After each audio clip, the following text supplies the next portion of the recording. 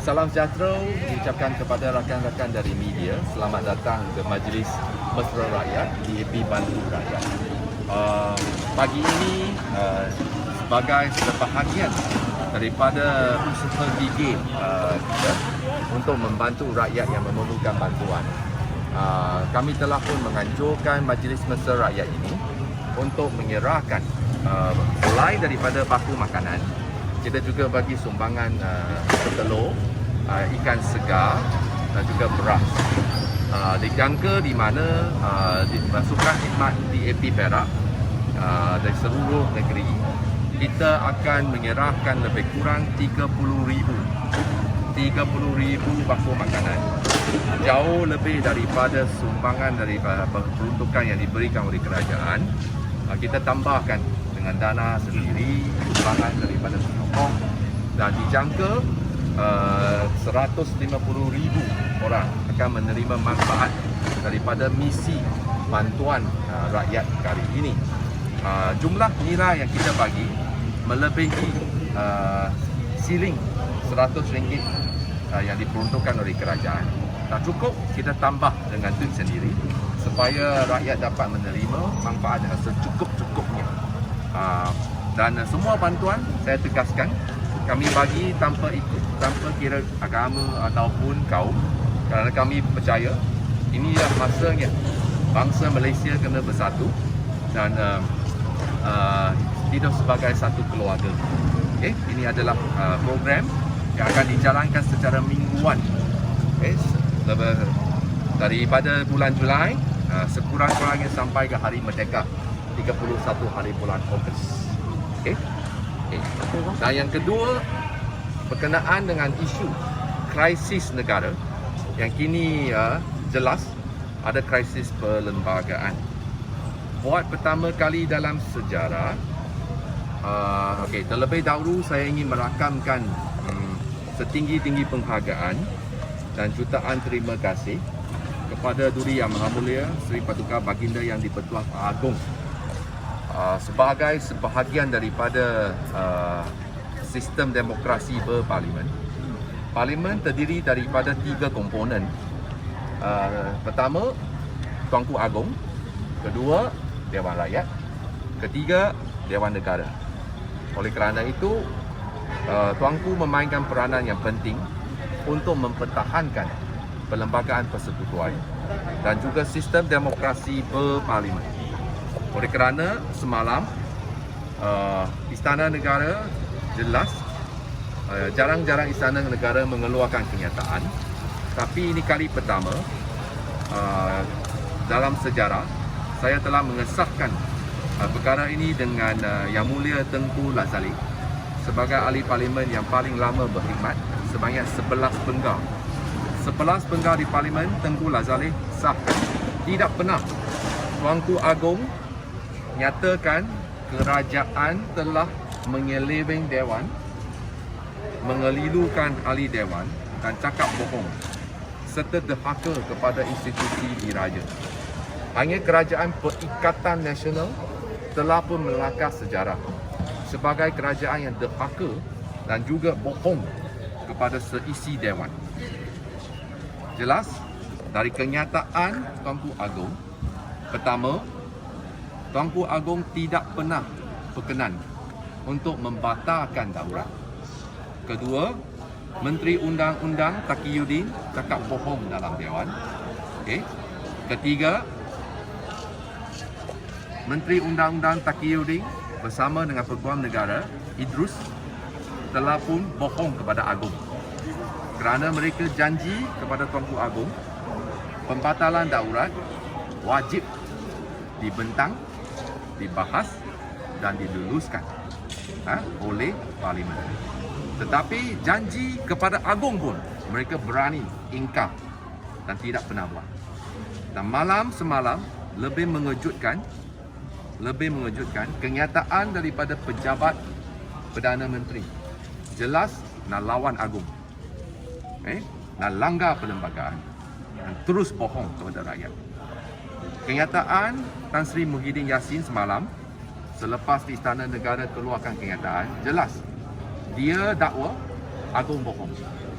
Ya, dia kata dia telah mengikut segala lunas undang-undang, kedaulatan undang-undang, tidak mengelirukan dewan. Tapi ini jelas bercanggah dengan kenyataan Istana Negara.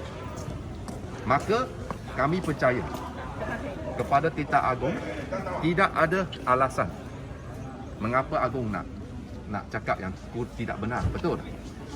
So jelas kenyataan Perdana Menteri bukan sahaja derhaka kepada institusi diraja, tetapi telah pilih untuk bohong lagi. Pertama, mereka bohong kepada rakyat.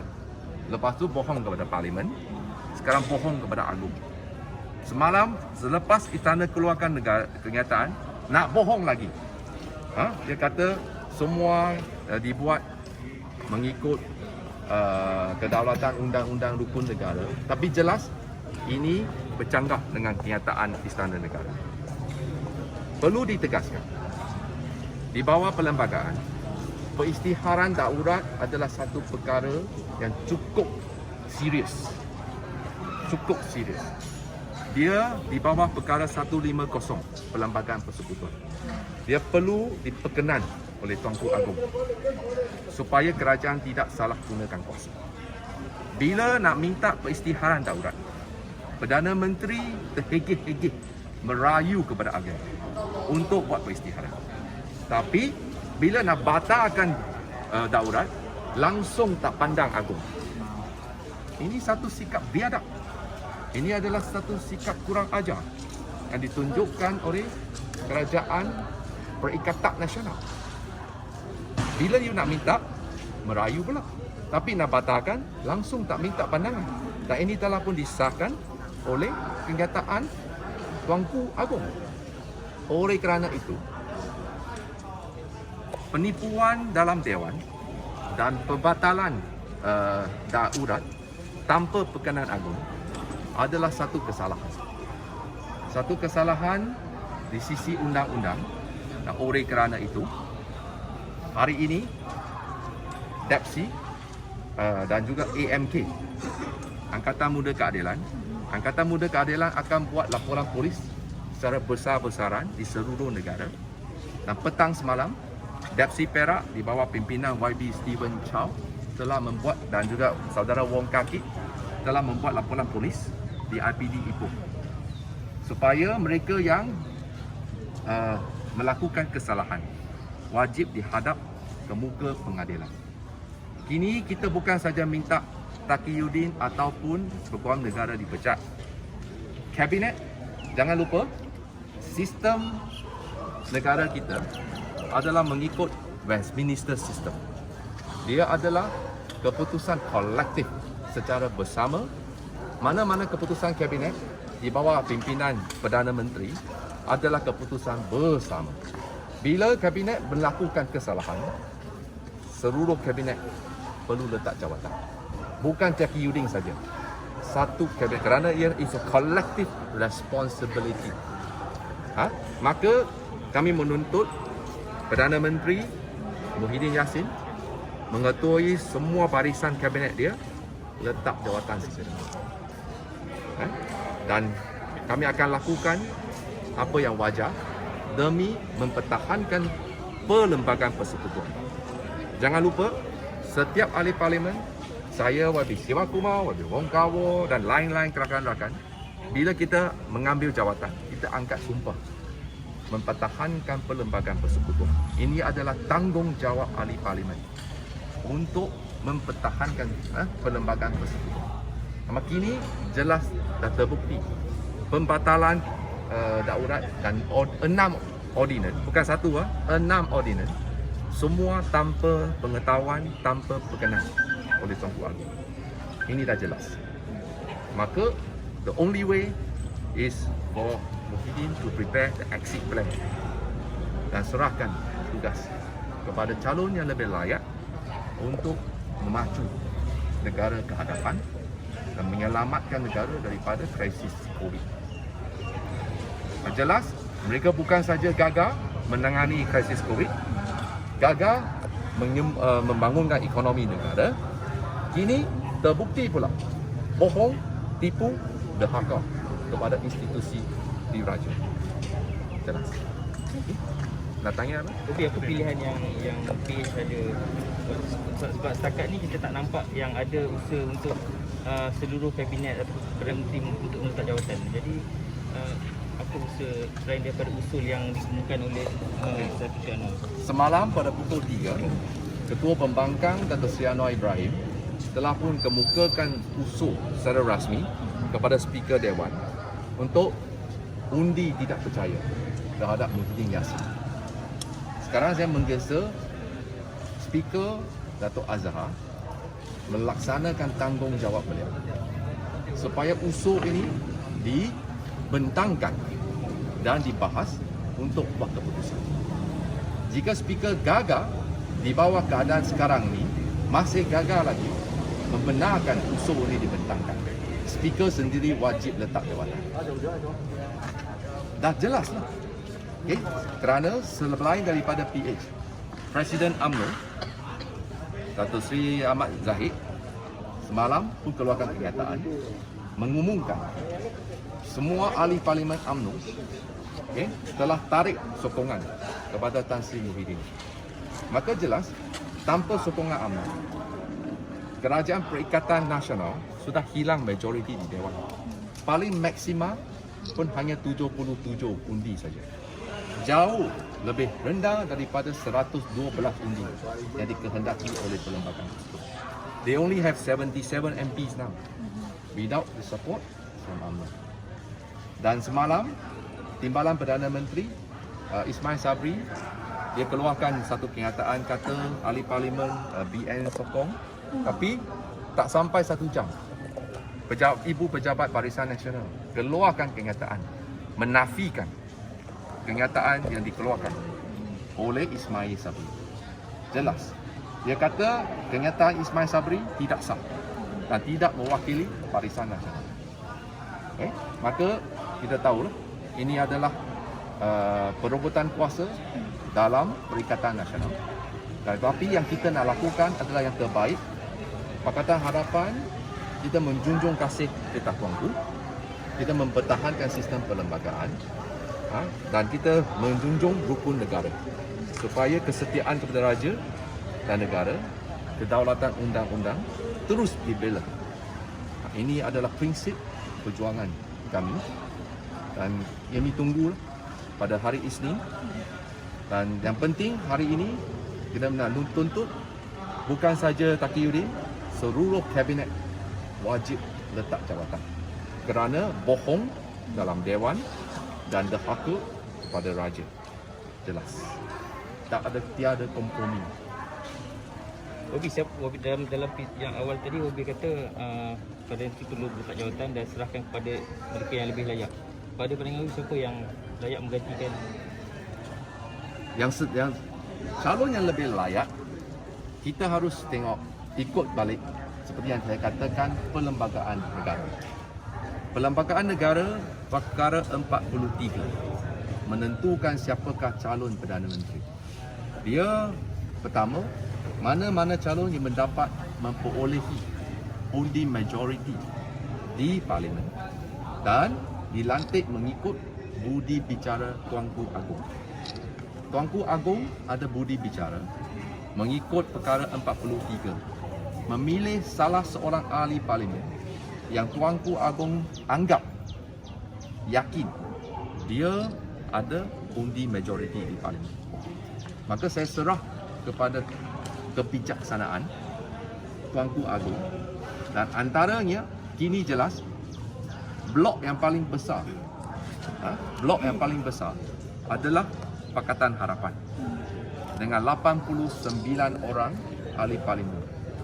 Maka jika tiada satu orang calon mempunyai majoriti yang jelas, maka blok yang terbesar wajar diberikan peluang dan dipertimbangkan untuk menjadi Perdana Menteri yang baru. Dan Perdana Menteri yang baru boleh angkat sumpah selepas memimpin kerajaan sehingga dia boleh seperti Tun Hussein On, Allahyarham Tun Hussein On, kembali ke Dewan untuk dapatkan undi majoriti.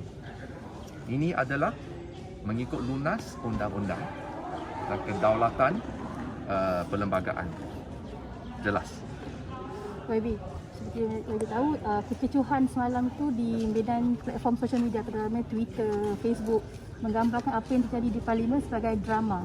Jadi YB sendiri, apa pendapat YB? Ini bukan drama, tapi satu krisis. Akibat daripada penderhakaan oleh Kerajaan Perikatan Nasional. Tidak pernah berlaku di sejarah negara ini. Parlimen ditangguhkan 5 kali dalam satu hari. Tak pernah terjadi sejak tahun 1957. Ditangguh 5 kali kerana satu saja. Muhyiddin takut hilang kuasa. Mereka mati-mati pun nak pegang kepada jawatan. Jelas. Sebab itu netizen dan rakyat di luar sana wajar memahami mengapa keadaan ini berlaku. Ini semua akibat ada orang gila kuasa.